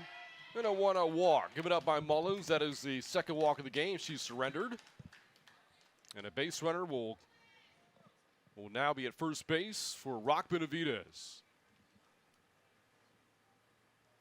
And it looks like Blake Miller's going to bring in a pinch runner for Garcia at first base. Lineup card is out, talking to Lyndon Baptiste. That are pinch hitters coming up, and I think it is the latter. It's a pinch hitter. So not a pinch runner.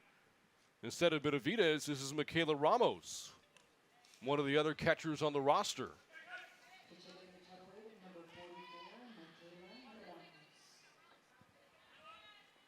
Only hit for Ramos last week against the Monarchs was a 2-run homer in Saturday's win.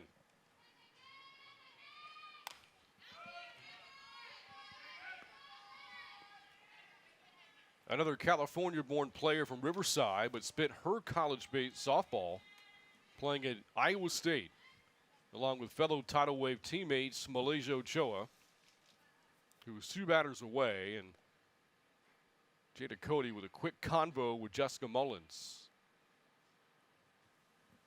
The smoke catcher, back to her position now.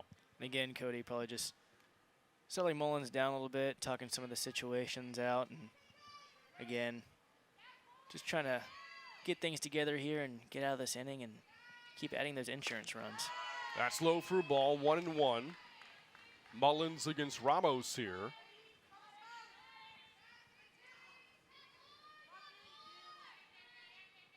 Mullins ate so many innings up as a Bobcat this year, more than 245, second most in the country. count runs to 2 balls and a strike. Along the way, winning 31 games, also second most in Division I softball. Mullins has been a standout in the circle, and again, she's proven time and time again she can carry a game with her arm alone. Dropped to the strike here, 2-2. Completing several full games, at least that I've seen here at Texas State.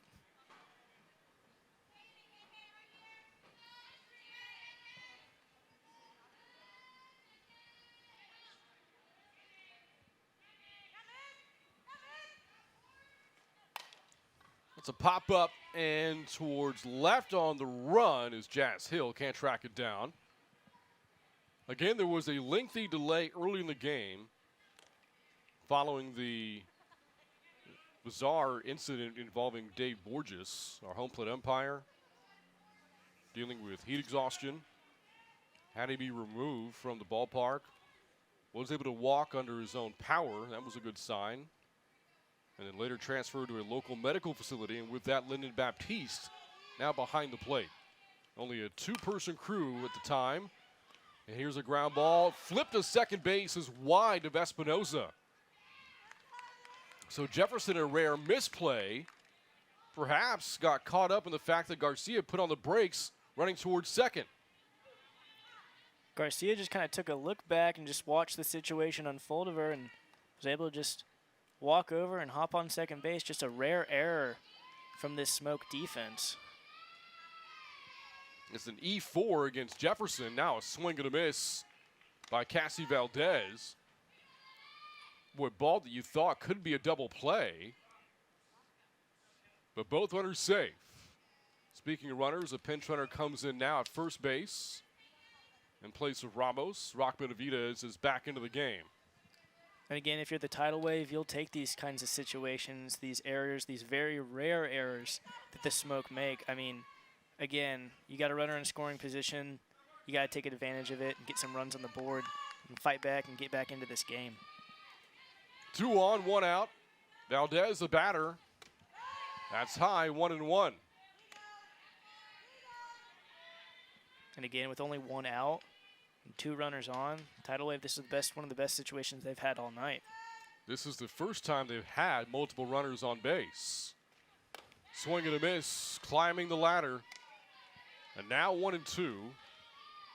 So far, Mullins just 1 strikeout through 4 2/3 innings. She struck out Benavidez back in the 3rd for that lone punch out.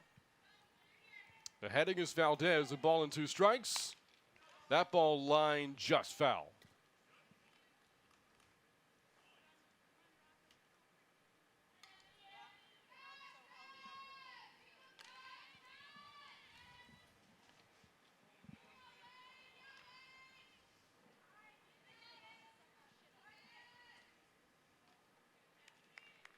Smoke coming off a sweep over Hub City.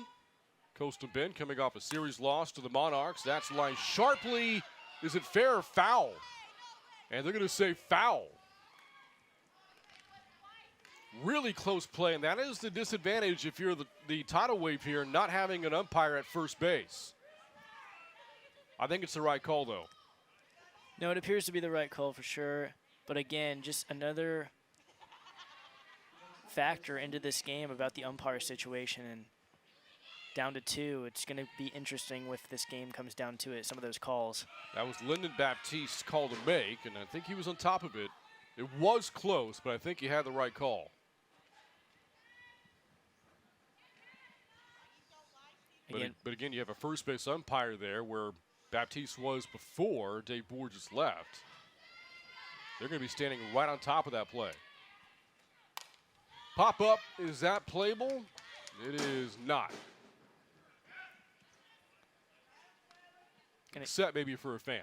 And again, it's just going to require these umpires to be on top of a lot more than they possibly were expecting to coming into this game. And again, just for these players to get back into this one, and after everything that's happened, the stoppage of play, and kudos to them as well.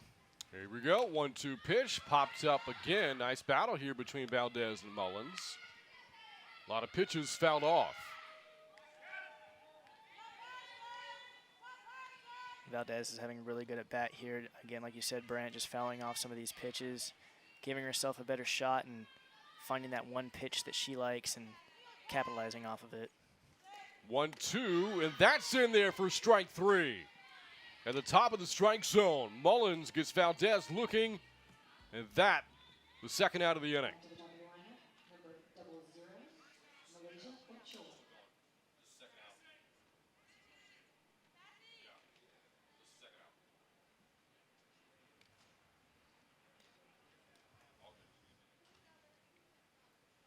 So the second strikeout for Mullins. Now will face the top of the order for a third time, and Samantha Shaw talking to Mullins about perhaps that. Shaw, of course, a great two-way player in her own rights, also pitches. I assume we'll see her start one of the 3 remaining games of the series. There are the runners, Benavidez, and now Valdez back into the game as a pinch runner at second base in place of Garcia. Ochoa, the batter, and ahead against Mullins, 1 ball to no strikes.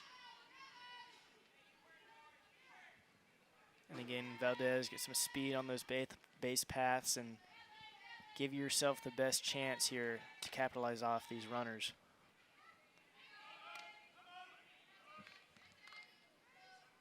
Yeah, again, this is one of the better run-scoring opportunities the Tidal Wave have had tonight. Their lone run coming on a solo homer in the 4th. Multiple base runners on for the first time. That ball hit sharply to right and a base hit. Rounding third is Valdez, but she's going to stop. So put on the brakes. Did not want to be that third out at home. And the bases are loaded here. And here come the Tidal Wave. Just like that, the tying run is on deck. And again, this was just a great shot here. Just past the second baseman. Again, great throw by Jaquish to get that ball in on time to prevent a run from scoring. And again, even though the Smoke were able to let up a hit, good defense. Valdez at third, runner at second base, Benavidez, and now Ochoa at first. A lot of good speed out there for the Tidal Wave.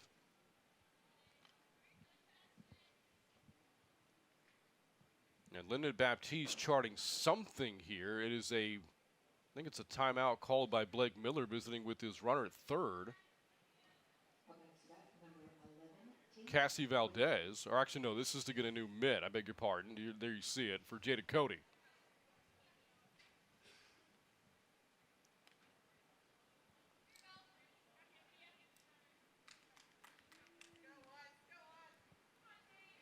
So the gear's good to go, and so is Tate Whitley. One swing makes it a 1-run game here. Does she offer? No. Appeal down between second and third. That's where Jenna Bouillon is positioned now. 1 ball, no strikes to Whitley, facing Mullins for a third time. That drops in low for ball 2.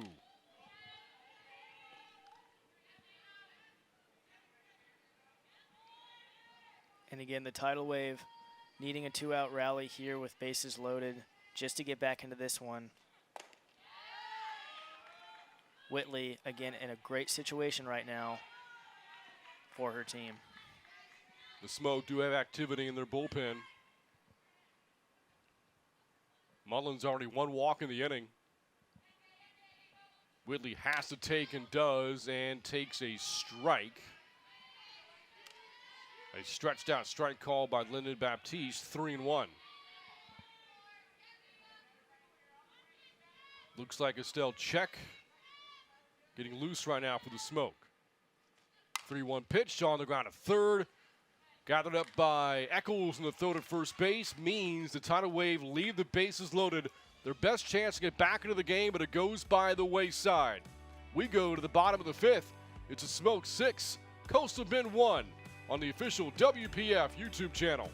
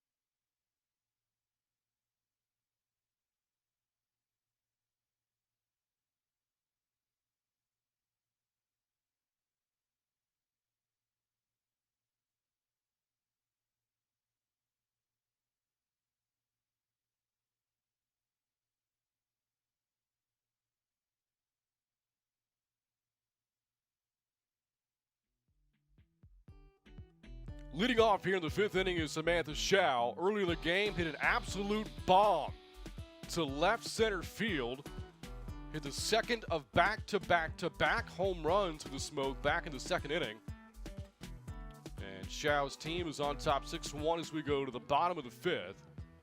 It is Shao, Howe, and Bruni. Hitters 7 through 9 due up here for the Smoke. Moments ago, Coastal Bend with a great chance to get back into the game. Bases loaded, good hitter at the plate, Tate Whitley, but couldn't come through. Again, this Smoke team looking to recreate some of that bottom of the 2nd action that they got with those back-to-back-to-back home runs. And get some runs on the board, close out the tidal wave. 2-0 to Shao from Archer, facing Archer for the first time. Haley Archer came into the game in the 3rd inning, replacing Casey Hamilton. So far has held her own. A strikeout, a couple of walks, and no hits through an inning in the 3rd for Archer. Behind against Shao, 3-0. 4-pitch walk. That's the 3rd walk given up by Archer. Shao's 2nd walk of the game. And a base runner for the Smoke with nobody out. And again, thus far, Archer settled into this game nicely. Again, just being able to slow this Smoke lineup down and again, just be able to just calm everything down. Again, they jumped on him early as the Smoke do, but again, the tidal wave able to stay in this game. Of course, leaving runners on in the top of the 5th wasn't ideal, but again, the situations are there. The tidal wave just need to capitalize on them. Here's Morgan Howe, the right fielder for the Smoke. With Shao at first base, swings and a ground ball going to find its way into the outfield. Shao on her horse to 3rd, slides, and she's safe. And with that, Morgan Howe takes 2nd. And again, for the Smoke, when the bottom half of this lineup is able to do exactly what you're seeing right now, it's just tough to beat. And again, the situational base running, great defense by the tidal wave, try to get the ball in, but again, you've got 2 runners in scoring position. 2 on, nobody out, runners 2nd and 3rd, the 9-hole hitter, Anna Marie Bruni coming up. Well, now the Smoke are perhaps thinking run rule here. They need 3 runs to enact it in the 5th inning. Up by 5 here with nobody outs. And here's Bruni, who's 1 for 1. A walk and an RBI single her night so far for Anna Marie Bruni from Schwenksville, Pennsylvania. Got to talk to our producer, Victoria Heim, who's also from Pennsylvania. I have no idea where Schwenksville is.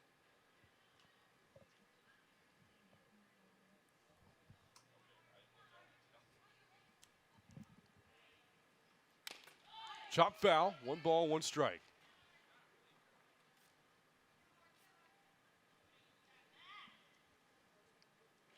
And now into the circle here, Alyssa Garcia talking to her pitcher, Haley Archer. A quick visit. Along the way, handing her a new softball. After Bruni, the lineup flips back over to Janae Jefferson.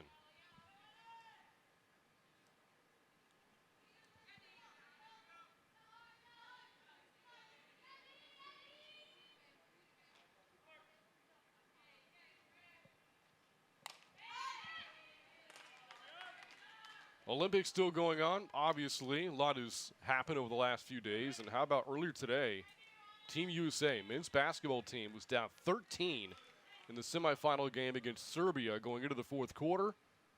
Behind LeBron and Steph Curry, able to mount a comeback and held off Nikola Jokic and the Serbians to advance to the gold medal game against France. It's going to be an exciting matchup again, USA versus the host country. Been fun to watch the Olympics this year, especially basketball. And it will be great to see softball back in the Olympic Games in 2028 when they're held in LA. Although softball will not be played in Southern California, softball will be played in Oklahoma City in those year's Olympics.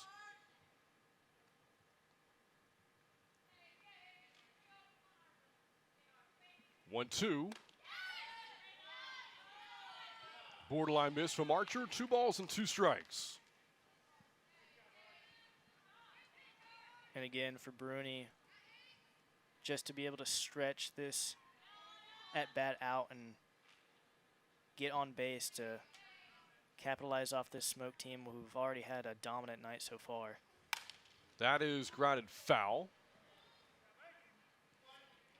So Team USA really pushed for the first time. They won their previous game by 45 points. What was really interesting about the dynamic of that particular game, though, was that Team USA easily had the better roster, but Serbia has the world's best player, at least right now. Would you agree, Nikola Jokic? I would agree, for Yep. sure. No, I mean, USA is obviously stacked with how many All-Stars they have, but again, Xiao's going to attack from third. She's coming home, and the throw is not in time. So a sac fly from Bruni extends the lead to 6. It's 7-1. and a good at-bat there by Bruni, just able to bring in a run, get the sack in, and again, just tack on another run, getting closer here to possibly putting away the tidal wave. And you also saw Howe advance from second to third, heads up base running. She knew the throw was coming home.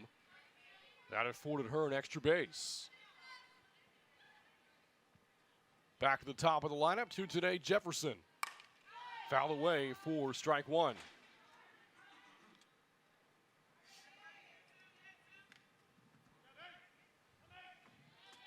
Jefferson led off the game with a double back in the first. Hitless since then. She's 1 for 3. Struck out against Archer with the bases loaded back in the third inning. And now facing her for a second time. 1 ball and 1 strike to today Jefferson out of Houston, Texas. Talking about Team USA, well, Jefferson helped guide the women's national team to gold medals in the World Games in 2022 and the Pan Am Games last year. And you figure with her pro career continuing, aspirations to represent Team USA when softball returns to the Olympics in 4 years. Now, it would be really cool to watch a lot of these girls who are playing here today make runs at possibly making that Olympic roster in 4 years. 2-1. That's punch foul, even as a count 2-2. Again, the WPF giving girls chances just, again, to get those reps in throughout the entire year. I mean, all of summer this year we watched great play all around between the at-bats, the defense. I mean, opportunities like that definitely grant you time to sharpen your skills and prepare for an Olympic run. 2-2 to Jefferson. That'll fill the count. So again, the regular season winding down. Smoke in first place, 25-1. A 14-game lead with 4 games to go. They've locked it up. Monarchs in second at 11-15, a half game ahead of Coastal Bend. Tidal Wave, 11-16 on the year. Full count pitch. Jefferson fouls it away. And Hub City in fourth place at 6-21. But again, for the Adelitas, you take their games against the Smoke out of it, a far more respectable 6-10. And again, at second, third, and fourth when it comes to the standings, the Monarchs, the Tidal Wave, and the Adelitas, it's been competitive and it's been fun to watch. But again, just the Smoke and this lineup they've put together. That ball ripped to right field at a base hit for Jefferson. Her second tonight brings home Howe. And the lead now to 7, it's 8-1. And just on cue, Jefferson right there with just the hit to extend this lead. Just a solid overall hit right between the first and second baseman again. Prolonging this inning and getting closer to putting away the tidal wave. Yeah, so Jefferson represents the run rule run. She's at first base. Espinosa the batter, working on a 2-for-3 night with an RBI. Player with a ton of home run power. Been on display here this season. Opposite away, this time on a fly ball that's short of the track. That's good for out number 2. And you saw Whitley there get that ball in quick. Janae Jefferson testing the patience of this infield for the tidal wave. Giving a little jump on there, a little scare for this infield. And so now with 2 outs, here's Savannah Jaquish. 0 for 2 with a walk.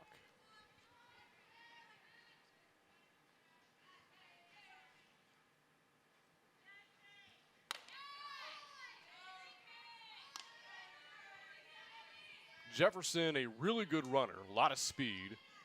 If Jaquish were to hit one of the gap for a double, Jefferson might score.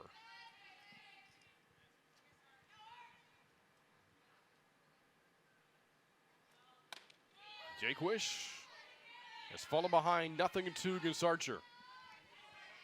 And Jefferson, again, just to prove how fast she is when it comes to, when it's necessary, stolen base attempts, she is 2 for 2. So definitely solid speed on those base paths right now. And the 0-2 in the dirt. Waiting on deck, Charlotte Eccles.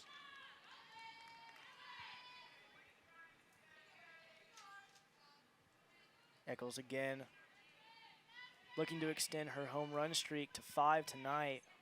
4 against the series in Hub City. That streak could be in danger if Jaquish wins the game here.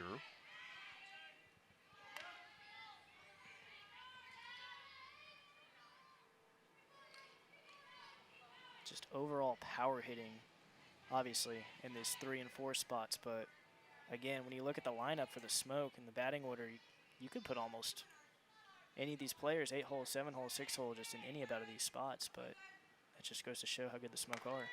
That gets away from the catcher Garcia. Now Jefferson to second base. Easily now in scoring position. And Avery Jaquish, a single might do it. And you have a very solid at-bat now at the plate for the Smoke. Again, someone who's done it time and time again. With Jefferson on second. A lot of pressure here for Archer.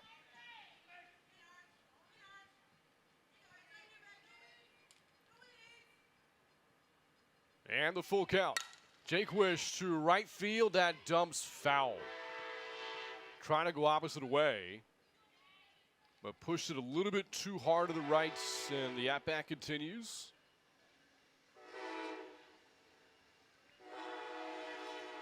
And we've got our first train of the game. Another passenger car. I know, we're on a streak for those. And a short one at that. That was over in a flash. Full count. Jaquish rolls a foul. Must be one of those charter private passenger trains. Those fancy schmancy ones. When you say something is fancy schmancy, it's no longer fancy. Okay, I ruined It it. just totally ruins the whole ruined it. thing, yes. All right, I'm taking schmancy out of the vocabulary. Thank you.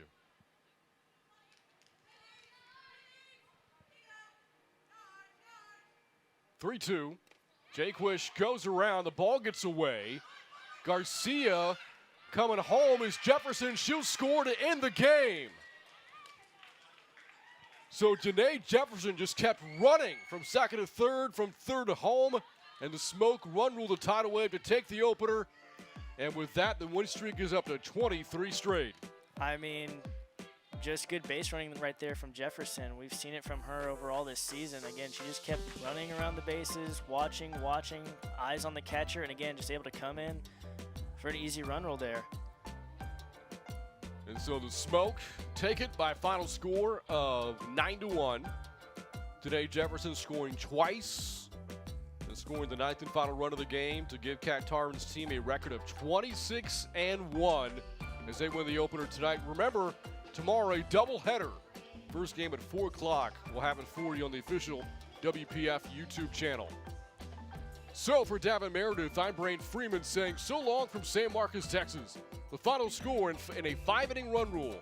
The Smoke 9, the Tidal Wave 1. For more information on the WPF, log on to WProFastPitch.com. This has been a presentation of the WPF. Until next time, good night from Bobcat Softball Stadium.